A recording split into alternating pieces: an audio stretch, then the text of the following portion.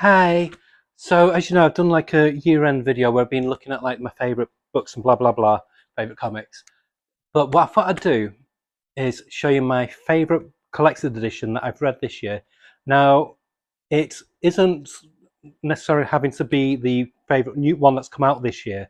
It's the favorite one that I've read for the first time this year, and it's one that was produced by Image at the end of 2024, and it's a big chunky book. It's 1,200 pages. I got this 2 weeks ago, if that. Yeah, I think it's been less than that. It might be only a week and a half. And it's 1,000. So think about that. It's 1,200 pages, and I finished it. I finished it yesterday. So that shows how good a book it is. It's from Image Comics, and it's called Revival by Tim Seeley and Mike Norton.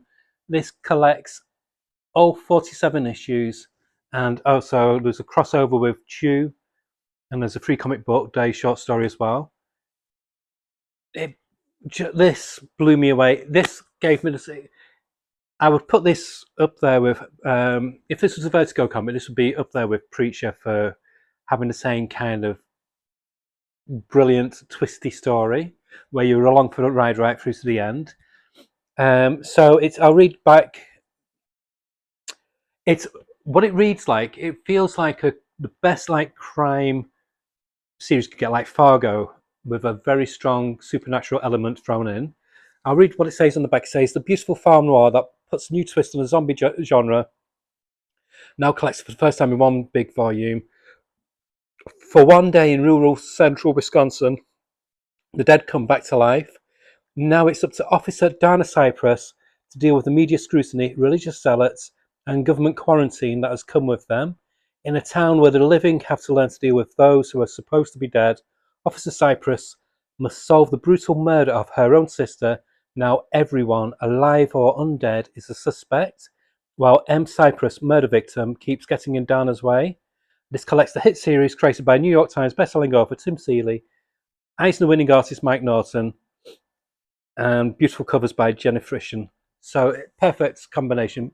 Mike Norton did Battle Pug, and the art is so good. It's like you got with Preacher with Steve Dunn. How his art is looks simplistic on the outside, but there's a depth to it, and it's the same with Mike Norton's. Each character is different.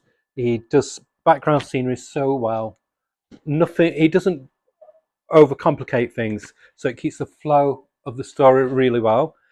This, for me, gives me the same kind of feel when I read a Stephen King book, a really big, chunky, meaty one, when it hits, like The Stand or It.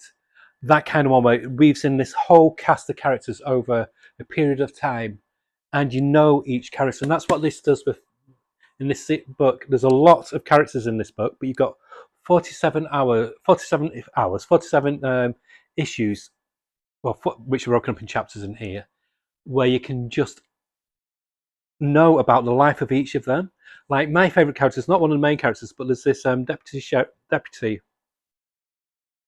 and there's this big bear of a guy, big ginger beard, and he's always got like twinkly eyes. Oh, he's really really friendly. And like I said, it's a rural town, so they all talk like yeah, like in Fargo.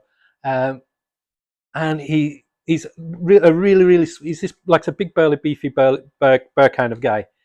And it turns out he's gay, and his close friends in the police force know he is, but the ones higher up don't. They've no idea, so they think he's just waiting for the perfect girl. And he's like I said, he's the sweetest character, and it's written in such a nice, understated way. Whereas in some books, it can be bashed across your head, like um, sending the a progressive message for everybody.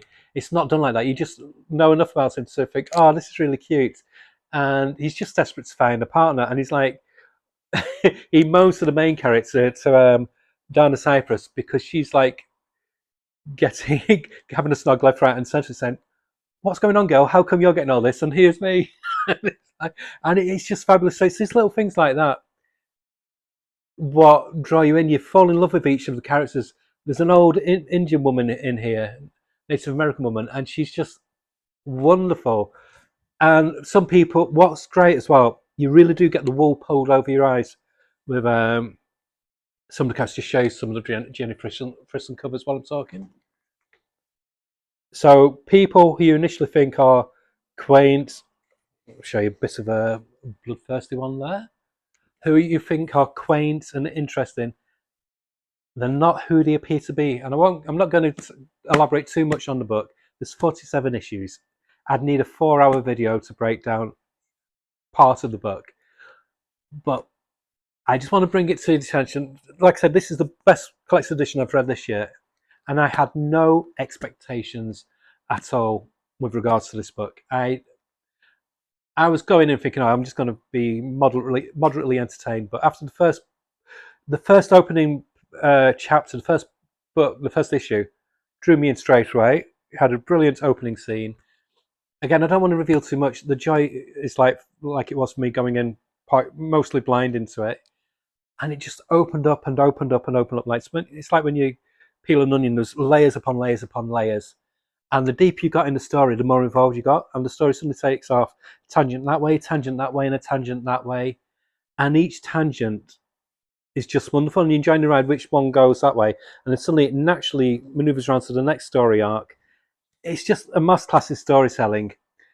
The villains are very human, and you can almost understand where they're coming from as well. But then there's an element that Tim Seeley puts in them where you think, yeah, you're an absolute bastard, and you end up hating them again. It's it's just really good writing. The use of, when they say zombies, it's not zombies. What it is, the dead come back to life, basically. There's a French TV series a while ago. Can't remember what it's called now. Where this very similar to this, where suddenly all these loved ones came back to life, and they all appeared normal, and then it's like people are realizing they're slightly off, and that's what it's like with this. There's just something slightly off with some of the people who've returned back to life. As the people in the town call them revivers, and like I said, one of the main characters is this girl here.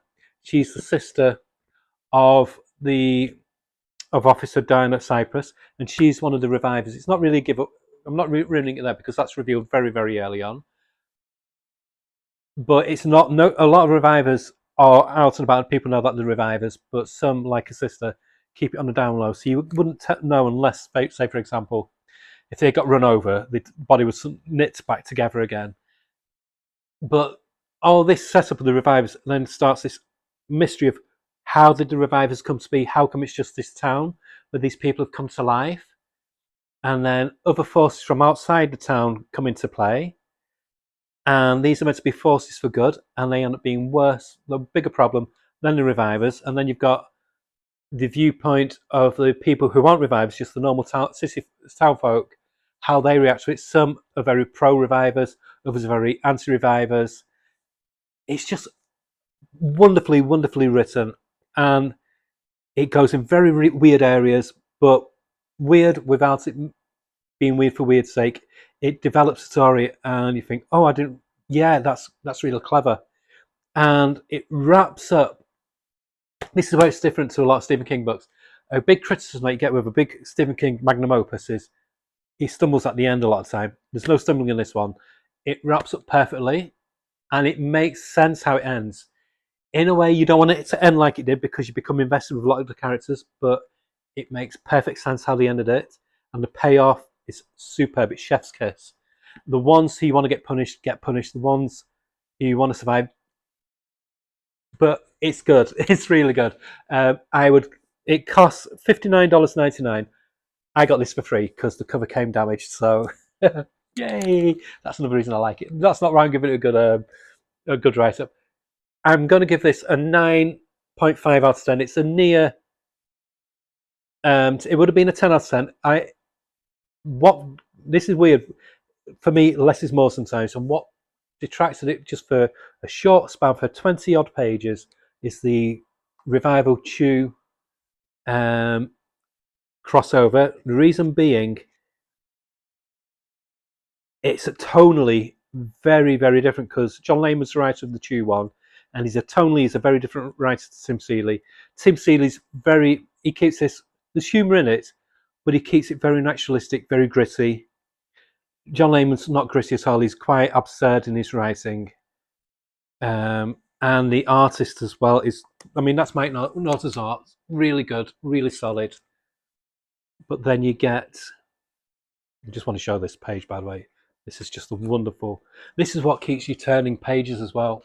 When you get big splash pages like that. I'm not going to find the Mike Lee Chu one now, am I?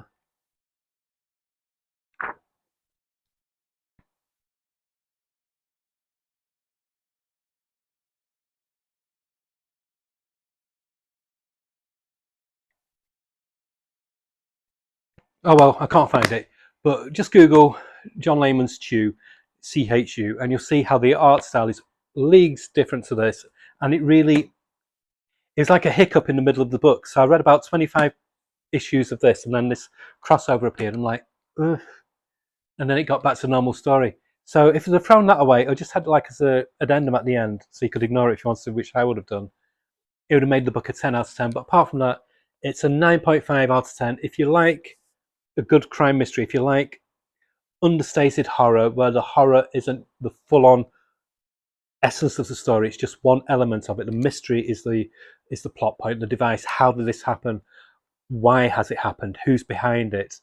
And then also you want to know what certain characters have come back as revived, like a sister. You want to know who murdered them in the first place. And the denouements, that is the main plot point really, is her finding justice for her sister. Even though her sister's come back as a reviver, she still wants to know who killed her in the first place. And it keeps you moving on like that all the way through. It's like the best kind of novel where you finish a chapter and it finishes on a cliffhanger and you go, okay, one more chapter before I go to sleep. This is what this bastard was doing with me. I finished this at 4 o'clock this morning, because I could not put it down. Each chapter I got so far, oh, I've just got to see what happens next. Oh, I've just got to see what happens next. And so before I knew it, I'd read 400 pages yesterday, just finished it off. And it's just wonderful. So I said this with my last book, what I just did a review of, which was The Hate, Complete Hate, which you must buy. Again, if you want to get yourself a treat for Christmas, or somebody else who you really, really are fond of, get Revival, the compendium. You will not be disappointed. Like I said, for me personally, it's up there with Preacher for a really good original story that doesn't stumble at the end either, and you fall in love with all the characters, even the ones that you're not meant to like. They're really, really well written. So, yeah, highly recommend it. This is my collector's edition read of the year. Okay, thanks. Bye.